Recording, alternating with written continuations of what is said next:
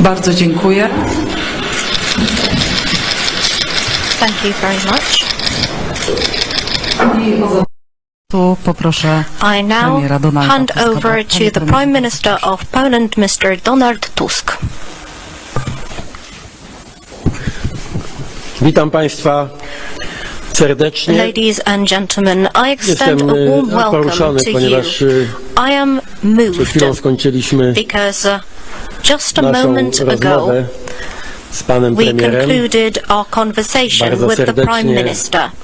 Witaliśmy pana premiera Trudeau We w warmly Warszawie. welcomed Jest Prime sprawdzonym Minister przyjacielem Trudeau Polski. here in Poland. Mieliśmy okazję He współpracować is przez a wiele tried lat. and tested Ja friend w of różnych Poland. rolach. We I cooperated zawsze in many mogliśmy different liczyć jako areas. Polska, I ja też assumed different osobiście, roles in this cooperation. I personally lojalną współpracę, pełne and Poland zrozumienie. could always rely I on za te lata full współpracy mutual cooperation jeszcze and raz understanding. im bardzo I would serdecznie now dziękuję. like to express my gratitude to for był these dobry years czas of cooperation. Thank you, dla Polski, dla Justin. Kanady This was a good time dla for nas z Poland całą and from pewnością. Canada and for Dzisiaj the both of rozmawialiśmy us. oczywiście nie tylko Today we discussed o naszej przyjaźni i not dobrych just relacjach our friendship polsko-kanadyjskich, ale o and the praktycznych good konsekwencjach Polish-Canadian relationships, tej dobrej but współpracy. also Przed the chwilą good podpisaliśmy consequences porozumienie, of these które bonds. We have just signed an agreement. daje pewne ramy prawne, This które umożliwią agreement jeszcze provides the bardziej legal intensywną framework współpracę, na for której even bardzo more zależy i intense Kanadzie, i Polsce, cooperation, jeśli which chodzi o Poland and Canada energię strongly nuklearną. desire.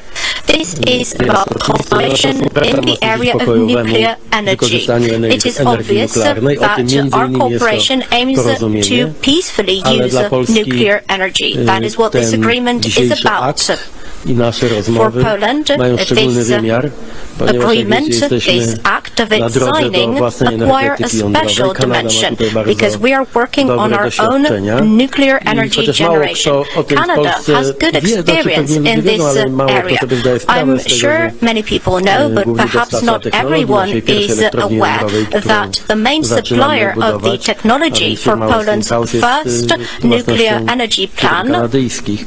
plant To jest ważnym of the aspektem, biorąc pod Westinghouse uwagę company świetną is współpracę a między Canadian naszymi company.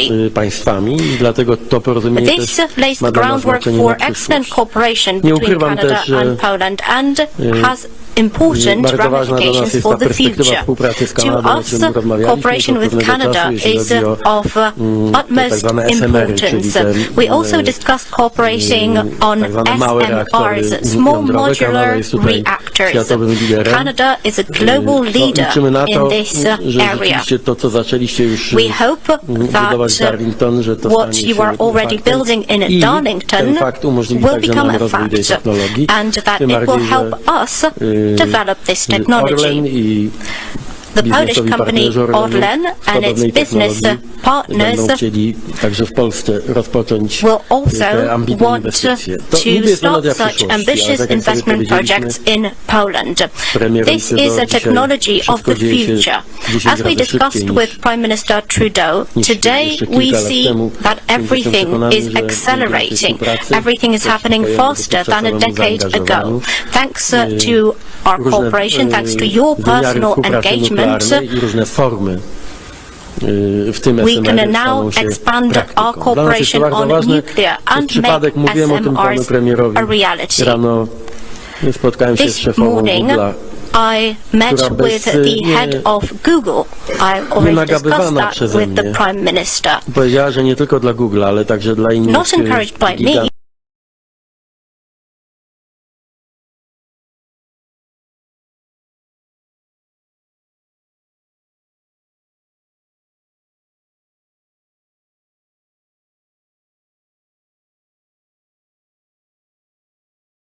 hub. będę I starał will się discuss this in a couple przekonać of wszystkich do days. tego i w Europie, i na świecie, I will strive ale to też tu w naszym convince kraju, everyone in że Europe Polska and wkracza across na the drogę globe, as bardzo well as in przyspieszonego Poland is embarking on a path of accelerated technological development and growth.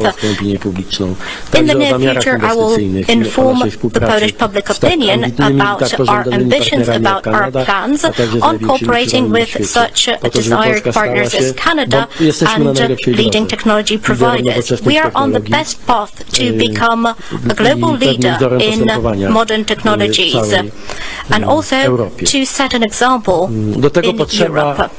Szczególnych źródeł energii. We need specific sources of energy to achieve this. If we want to create large data hubs, we need extra sources of energy. And we have expensive energy in Europe. Therefore, our joint investment projects, our cooperation on nuclear energy is something that is a real priority for Poland. I would also like to thank for one more thing, something we've been working on for many years, for our cooperation based on solidarity, our cooperation to support Ukraine. Canada and Poland are leaders in supporting Ukraine after Russia's aggression. We are supporting Ukraine and its fight against Russia. Ukraine's fight was possible thanks to Poland's and Canada's support. I look forward to continuing this cooperation and taking actions for an independent Ukraine that enjoys its territorial integrity. It is very important to me that we confirmed our shared standpoint on the extended geopolitical context. We will be the guardians of the global order that ensures the protection of human rights, economic development, and the peaceful coexistence of nations. Canada is a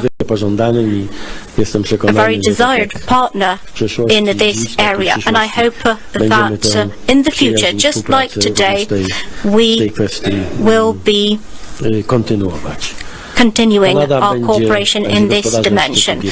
Canada will host the G7 summit. Canada holds the presidency of the G7 group.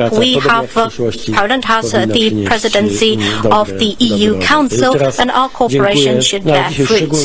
Thank you once again, especially for your personal engagement, for good Polish-Canadian relations. They are the best ever, thanks to such politicians as you. Thank you for everything that you've done for these relations. Thank you. I hand over to the Prime Minister of Canada, Justin Trudeau. Good afternoon. Bonjour tout le monde. Prime Minister Tusk, Donald, my dear friend, thank you so much for welcoming me back to your beautiful country. Thank you for an outstanding conversation and continued partnership on bilateral issues, but also international issues of deep, deep importance. But before I get into our visit, I want to talk a bit about why I'm here in Poland these past 2 days. Avant de vous parler de notre rencontre productive aujourd'hui, je veux souligner la raison pour laquelle je me retrouve ici en Pologne cette semaine et pourquoi c'est si important que des leaders à travers le monde se sont rejoints ici en Pologne. We're here, of course, to commemorate and remember 80 years since the liberation of Auschwitz, a moment when we collectively learned the depths and the depravity of the pure evil of the Nazi regime. A regime which sought to destroy the values of freedom, equality, justice, and truth. Un régime qui a plongé le monde dans le conflit le plus dévastateur de son histoire. A regime that murdered 6 million Jews, along with 5 million Poles, Roma, and Sinti, members of the LGBTQ+ community, people with disabilities, and political dissidents. A systematic, calculated genocide on an unimaginable scale. But more than just commemorating the actions of brave leaders and soldiers 80 years ago, we're here because we have a responsibility not just to remember, but to stay true and act like we remember those deep moments of horror that humans and humanity are capable of. We have a responsibility to listen to the survivors, to hear their stories and heed their warnings. We have a responsibility to remind ourselves that the barbaric crimes of the Nazi regime did not start in the gas chambers of Auschwitz. It took careful, deliberate, years-long processes of dismantling democracy, co-opting institutions, and dehumanizing others to establish the conditions for genocide. We have a responsibility to hold up the two-word pledge that we as an international community committed to after witnessing the horrors of the Holocaust. Never again. We cannot fail in that pledge. Anti-Semitism is on the rise, particularly since Hamas's brutal terrorist attack on October 7th, 2023. Holocaust denialism is on the rise. Violent extremism is on the rise. Hatred, not just against Jews, but against all different races and backgrounds, is on the rise in all of our democracies. And we have not yet responded forcefully enough, strongly enough. Tirer des leçons de l'Holocauste, c'est plus important que jamais. This year, I had the privilege of being accompanied by Howard and Miriam, two Canadian Auschwitz survivors. But we're now 80 years removed from the Holocaust, and generations to come will not be so fortunate as to be able to hear directly from survivors. That's why we've announced $3.4 million for the UNESCO International Program on Holocaust and Genocide Education and 6 Holocaust education programs in Canada, including one at the Toronto and Montreal Holocaust Museums aimed at combating online disinformation about the Holocaust. C'est pourquoi, dans les prochaines semaines, on va rassembler des experts d'un peu partout au Canada pour un forum national pour lutter contre l'antisémitisme. And it's why we're working to strengthen the bonds with allies like Poland, who've committed themselves to fight against anti-Semitism, against the erosion of democracy, and against any and all who are undermining our shared values. There's much more work to be done, and we will do it. In the meantime, the work we're doing together on so many issues is moving forward very well. Over the past few years, Polish-Canadian relations have flourished. We've seen a 72% increase in bilateral trade since our government finalized CETA, Canada's free trade agreement with the EU. A free trade agreement that wouldn't have been possible without Prime Minister Tusk's champion of it as European Council President. And we've also, beyond trade, worked together closely to fight back against Russian aggression, enacting strict sanctions to show Putin that his brazen violation of international law cannot and will not be tolerated. Freezing and using Russian assets to fund the reconstruction of Ukraine. Training Ukrainian forces, including here in Poland, and supporting Ukraine with all the military, financial, and humanitarian assistance they need to uphold their sovereignty, protect their cities and citizens, and win the war. And today, we're further deepening our partnership with the signing of a nuclear cooperation agreement. This agreement is a win-win. It'll support good middle-class jobs in Canada, and it'll mean better access to nuclear energy for Poland, ensuring that you never again have to turn to Russian oil and gas, all while growing your economy with a clean source of power that will help you shift away from coal. Depuis des décennies, le Canada est un chef de file du développement sécuritaire de technologies nucléaires. On est à l'origine des fameux réacteurs CANDU qui, aujourd'hui, chauffent des maisons à travers le monde. C'est notamment le cas près d'ici, en Roumanie, avec qui on a récemment conclu un contrat pour remettre en état un réacteur qui a été mis en service il y a près de 30 ans. Et c'est avec fierté qu'on exporte notre savoir-faire chez des alliés comme la Pologne. We know that the requirements, as Donald said, of AI of data centers, of our technological innovations in our economies over the coming decades is going to require more power, more energy. Canada is there to be a secure, reliable partner to Poland and to all our other friends. As a source of uranium, as a source of nuclear technology, as partnerships on the science and research to make sure that we can power the future in ways that support future generations, not put them at risk. But there can be no doubt. We're living through an incredibly challenging and, quite frankly, scary time across the globe. Mais c'est pas le temps de baisser les bras. C'est pas le temps de s'isoler en espérant que la tempête nous passe à côté. Plus que jamais, c'est le temps de se tenir debout, c'est le temps de se battre. It is incumbent upon every single democratic leader to step up, to work together, and stand strongly for the values we all hold dear.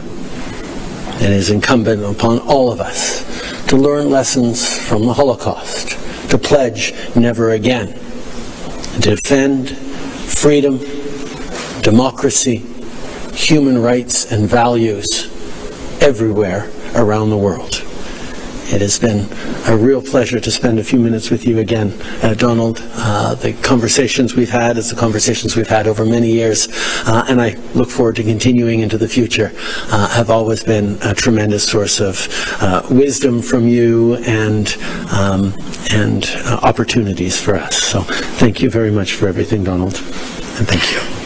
Dziękuję bardzo i mamy czas na kilka pytań. Thank you. We have time for a couple of questions. The first question, please. Dzień dobry, Paweł Balinowski, TVP. Paweł Balinowski, TVP Info. A question to both Prime Ministers about cooperation in defence. We have an agreement with Canada that is binding until 2025.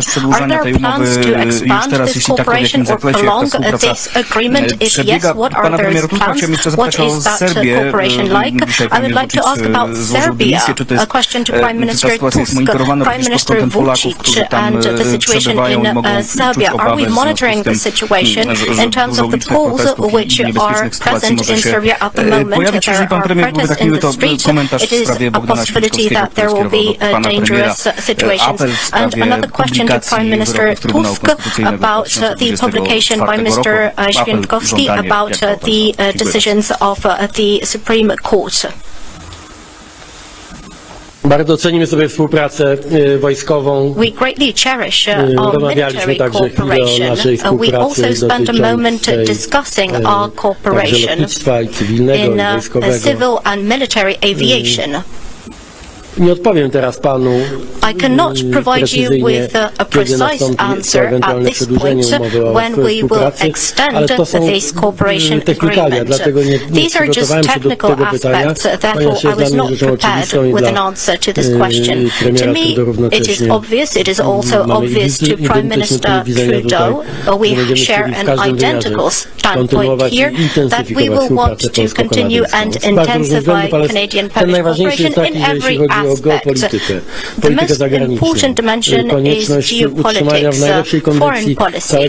We need to ensure that NATO is upheld at its best condition ever. We need to strengthen these transatlantic bonds. And I am certain that when the right time comes, we will extend and intensify our cooperation also in defense. Do dymisji podał się premier, ale nie rządzący Serbią prezydent Vučić. Not Mr. Vučić, who rules Serbia at the moment. Words are important in politics. We all are aware of that. Nazwiska podobne, bo premier Vučević. We have Prime Minister Vučević and Mr. Vučić. I visited both politicians quite recently, so please trust my knowledge about Serbia. Pracy też kwestii rozszerzenia I've been working for many years on EU enlargement, and that is also a source of my knowledge. Aby w tej chwili miało dojść do takiego kryzysu politycznego w Belgradzie i Serbii, który zagrażałby w jakikolwiek sposób interesom czy bezpieczeństwu polskich obywateli. Nic na to w tej chwili nie wskazuje. Rozmawiałem o tym dzisiaj także z prezydentem Czarnogóry, który też dobry przypadek gościł dzisiaj w Warszawie i rozmawialiśmy także o sytuacji w regionie i Serbii. I ja nie mam niczego alarmującego do przekazania Polakom żyjącym w tym regionie. Nie sądzę, żeby była potrzeba wzbudzania jakiejkolwiek formy niepokoju. Mamy bardzo dużo miejsc na świecie, gdzie nie trzeba się domyślać niczego i rzeczywiście może być ciężko. I dlatego nie szukajmy na siłę ewentualnie nowych kłopotów. Ale będziemy to oczywiście monitorować. Też wyprzedzając, skoro już mowa o polskich wspólnotach mieszkających poza granicami. Tutaj jeszcze raz chciałbym wyrazić wdzięczność, bo mało gdzie na świecie tak dobrze współpracował rząd kanadyjski z across the globe, we see such excellent cooperation as between the Canadian government and the Polish diaspora. We have the Polish Heritage Month that has been established in Canada. It will be celebrated in May of every year. O tym, ile dobrych rzeczy wniosła polska kultura i Polacy mieszkający w Kanadzie. Keep in its memory the contributions of the Polish community. This is just one example of our excellent cooperation. Widzę to też na różnych platformach, czy na Xie, czy na TikToku, w internecie, takie alarmujące obrazki dotyczące aktów deportacji w Stanach Zjednoczonych, między innymi w Chicago.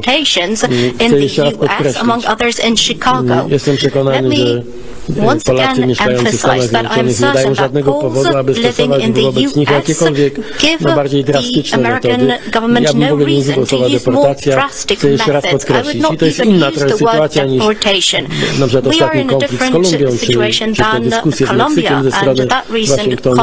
Każdy Polak mieszkający w Stanach Zjednoczonych, który będzie miał powód, żeby wrócić decyzją administracji amerykańskiej czy własnej woli do Polski, będzie tu serdecznie witany. Będziemy ułatwiali zawsze, kiedy będzie trzeba, także transport.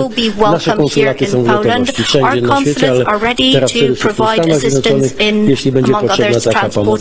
Na razie nie odnotowaliśmy także w Stanach Zjednoczonych żadnych masywnych zjawisk, które wymagałyby jakiejś szczególnej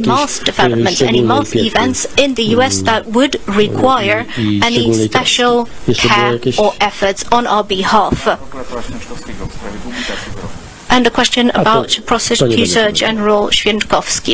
I will not comment on that. Pytanie strony kanadyjskiej, bardzo proszę. Monsieur Valérie Gavin, de Radio-Canada. My first question will be for you, Prime Minister Tusk. Just want to know, do you agree with U.S. President Donald Trump who asked the NATO country to raise their defense spending to 5%? Et Monsieur Trudeau, si vous pouvez répondre en français et en anglais, ce 5%-là, pour vous, est-ce qu'il vous semble impossible, voire même non pertinent? Très bien. I'll go first.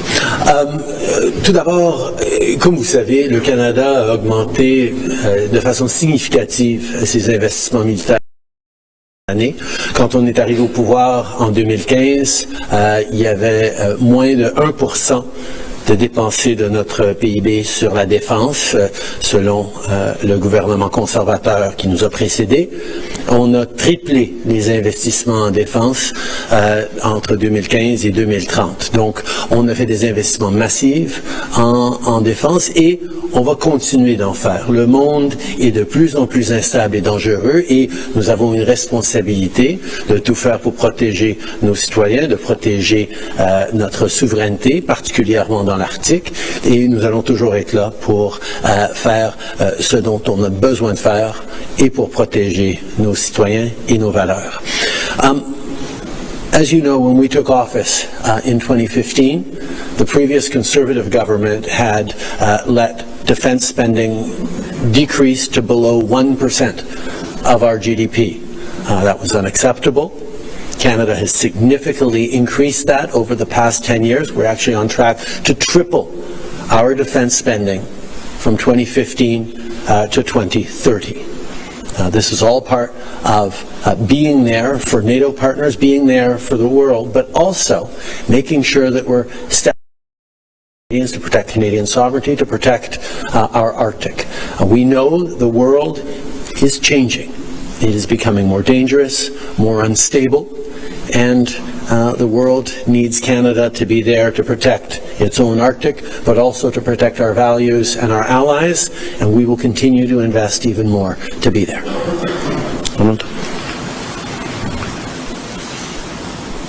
Jak już powszechnie wiadomo, Polska jest dzisiaj państwem, który, jeśli chodzi o procent GDP, wydaje najwięcej na swoją obronę. To będzie w tym roku blisko 5%. Nie jest moim zadaniem komentować działania czy brak działań niektórych członków Paktu Północnoatlantyckiego.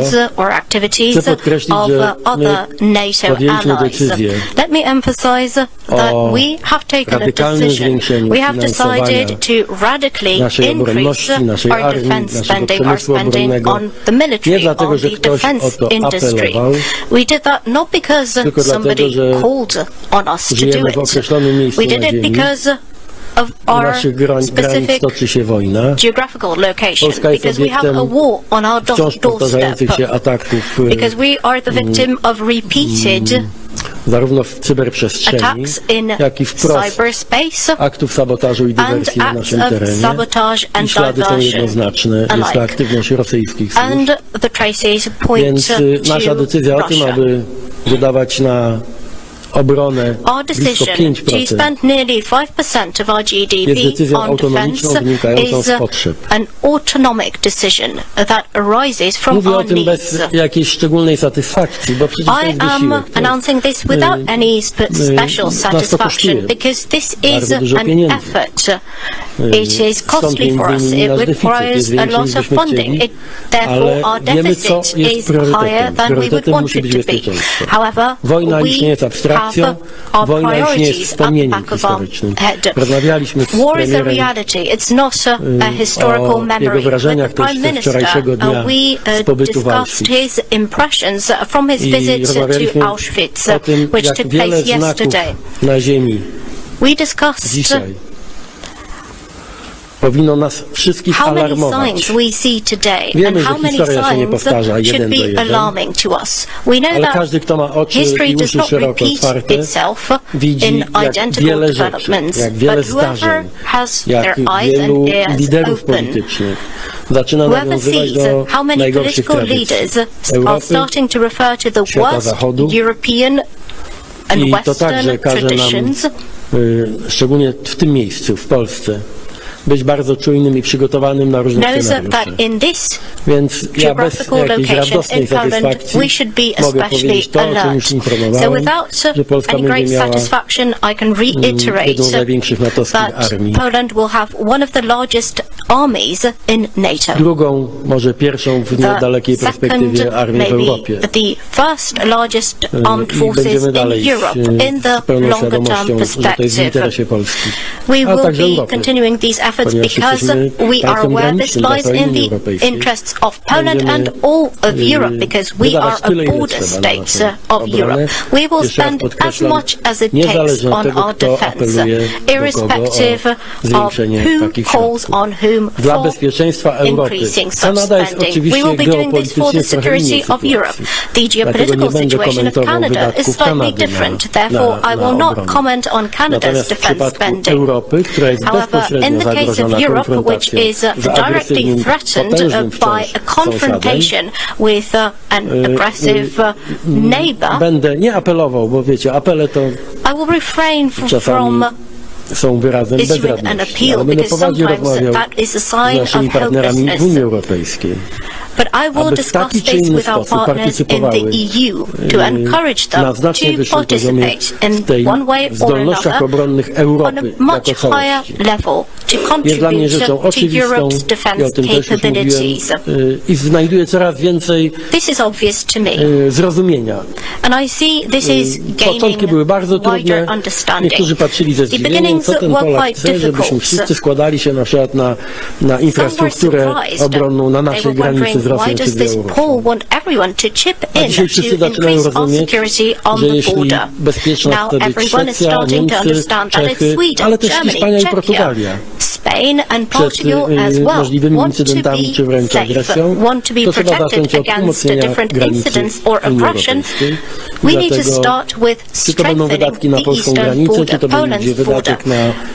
So irrespective of whether that ending is channeled to securing the border or protecting our airspace or increasing our defense industry capacity, our production capacity, I think that our voice will be heard and increasingly respected across Europe. And we will find a lot of shared dimensions with Canada where we can cooperate effectively and maybe even achieve greater effects less expensively. Thank you.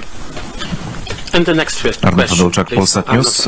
Pierwsze pytanie do premiera Kanady. Panie premierze, Canadian Prime Minister, Mr. Prime Minister, after your visit yesterday, do you bury any specific memories after visiting this German Nazi Auschwitz camp? And a question to the Prime Minister Tusk: are there any amounts, any deadlines in the agreement you have signed today? Or maybe there will be some personal misunderstandings and mistakes in this slap of the tongue that we have heard. In my first visit to Poland as Prime Minister back in 2017, I made a point of going to Auschwitz to spend the day visiting the camp and meeting with survivors, hearing the stories of the atrocities that they had gone through. And I will say, back in 2017, never again felt real. Still felt like the world was holding on to that principle of never again.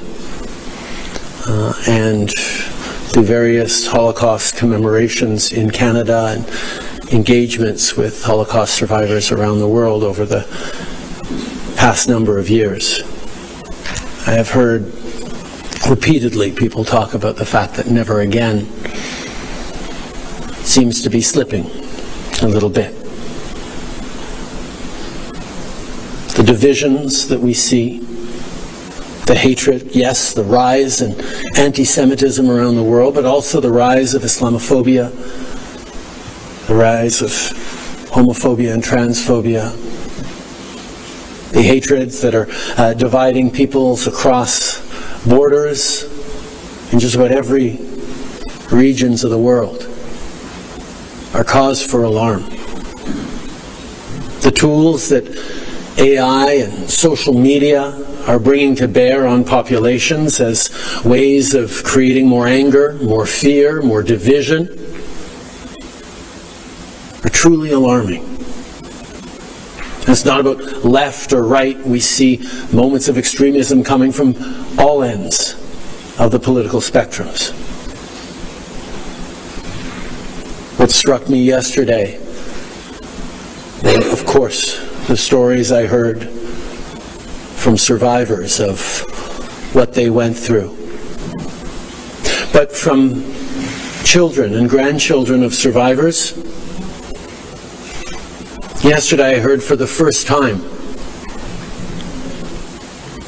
I'm glad my grandmother isn't around today.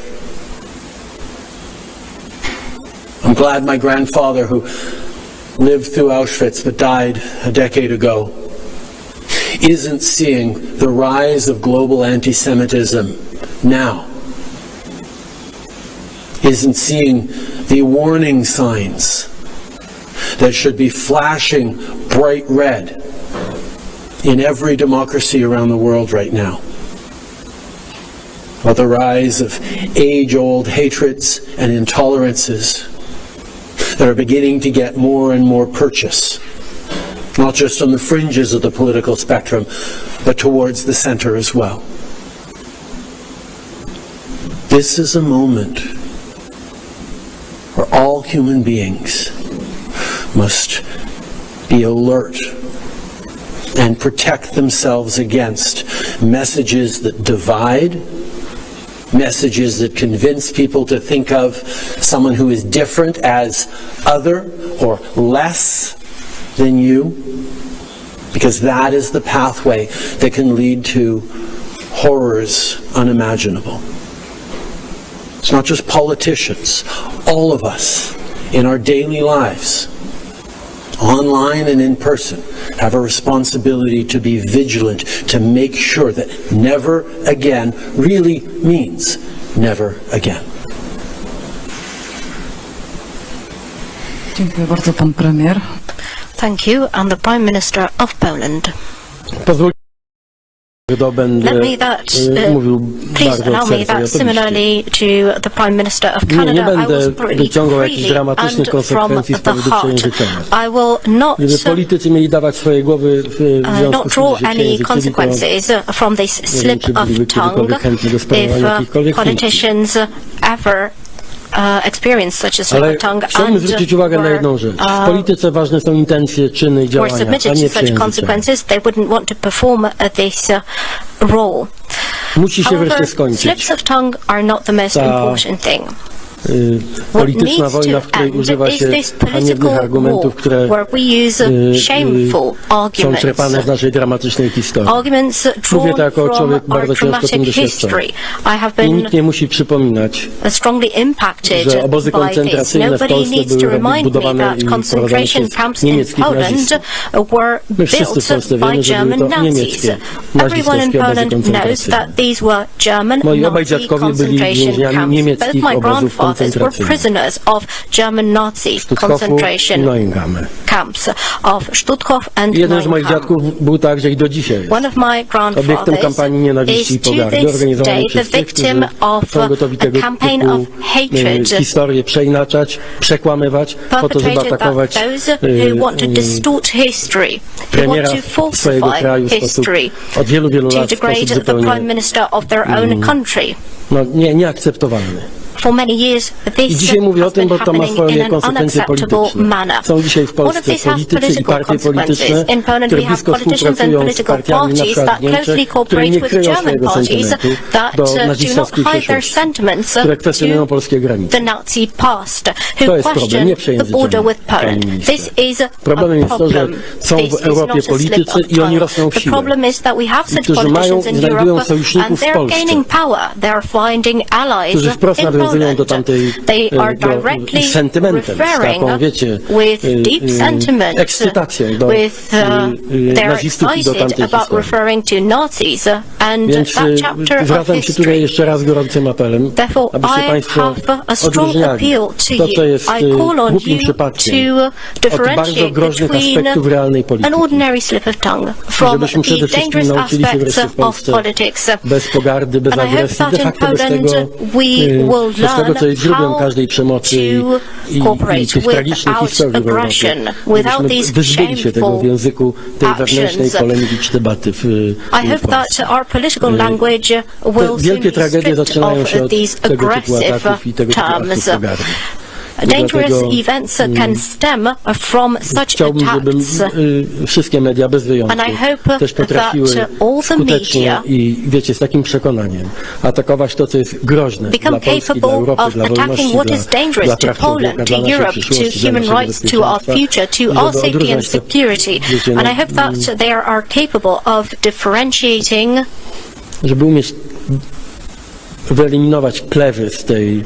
between what is valuable and what has no value in the public debate, and to describe reality as it is. Dziękuję bardzo i ostatnie pytanie. Thank you, and the last question. Hi there, this is David Baxter from the Canadian Press. My question is for both Prime Minister Trudeau and Prime Minister Tusk. I just want to pick up on what you both were just saying there. I want to focus on Elon Musk, who it's worth noting for our Polish friends, has or had Canadian citizenship at one point. In the last week, we've seen Mr. Musk use a gesture very reminiscent of a Nazi salute, and then just this past Saturday, he appeared at the campaign launch for the Alternative for Germany, saying that Germany focuses too much on its past. Just what do you think the motivation of Mr. Musk is in making these statements? I think, first of all, it's extremely important to condemn acts of anti-Semitism and indeed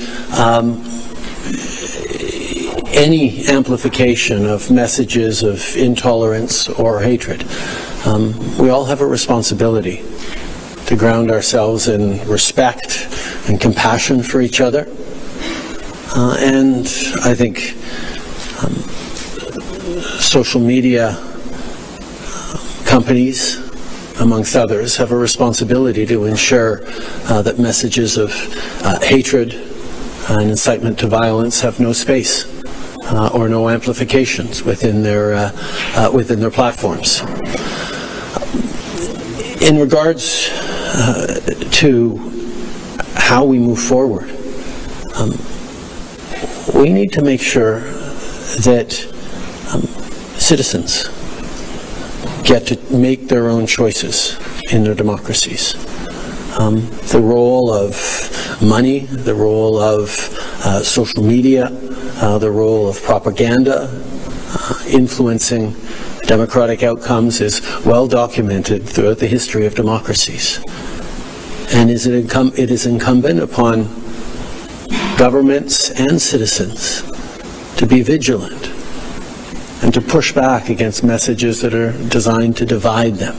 Democracies only work when people come together from differing perspectives, different regions, different stories, and listen to each other and agree to work together to build a consensus that moves forward the country in a way that is positive to most. That's the core of democracy. But what we see now increasingly is democracies being influenced by messages of division, of hatred, of targeting one group at the expense of another. Democracies find it hard to function when there's no common ground created between citizens. And social media is very good at amplifying voices, not necessarily very good at making sure that people are actually listening to each other and learning from each other. And that's something that we all have to be attentive to and vigilant about.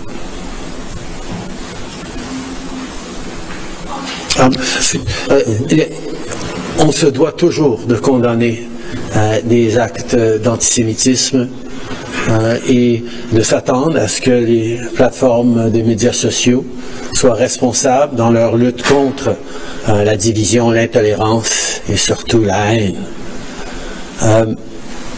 Les démocraties ne fonctionnent que si les gens peuvent se trouver un terrain d'entente entre toutes les différentes perspectives, toutes les différentes approches qu'on a dans n'importe quelle société libre et diverse, de trouver des points en commun pour créer un consensus pour avancer. C'est ça l'essence de la démocratie.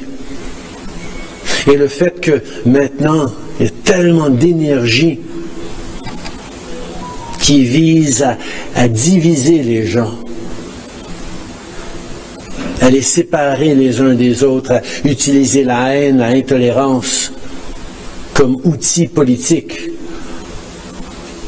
malgré le fait que ça érode la capacité de la démocratie de bien fonctionner. C'est à ça que les gouvernements et les citoyens doivent rester attentifs et vigilants.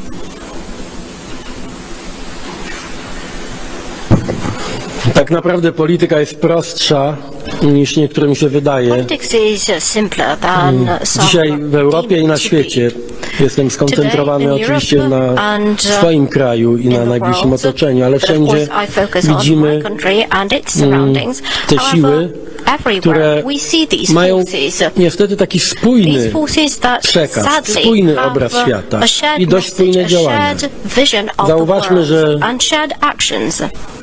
i to samo dotyczy, to o czym mówię, dotyczy także tych bardzo niefortunnych słów, jakie padły na politycznym wiecu AfD, właśnie w przeddzień rocznicy wyzwolenia Auschwitz, o potrzebie budowy wielkich Niemiec, o dumie niemieckiej, o tym, że Niemcy powinny już zapomnieć o odpowiedzialności za II wojnę światową.